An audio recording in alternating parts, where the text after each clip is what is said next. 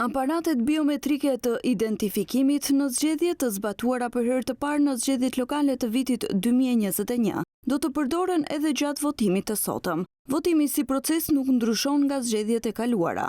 Ai bëhet personalisht dhe votuesi do të jenë në gjendje të votojnë vetëm një herë, duke u identifikuar me kartë identiteti ose pasaport. Personat, dokumentet e të cilëve kanë skaduar nga dita e shpalljes së zgjedhjeve e deri më 19 tetor, gjithashtu do të jenë në gjendje të votojnë. Para se të marrin fletën e tyre të votimit, votuesi do të kontrollohen me pajisje identifikimi biometrike, me gishtin e madh të dorës së djathtë. Votimi bëhet në mënyrë të pavarur, fshehurazi pas kabinës me stilolaps të kaltër. Flet votimi vlefshëm llogaritet vetëm ai në të cilin në mënyrë të qartë është rrethuar numri i kandidatit ose listës së kandidatëve, gjëgjësisht pjesëmarrësit në zgjedhje. Flet votimet për kryetar komune dhe ata për këshilltar vendosen në kuti të posaçme.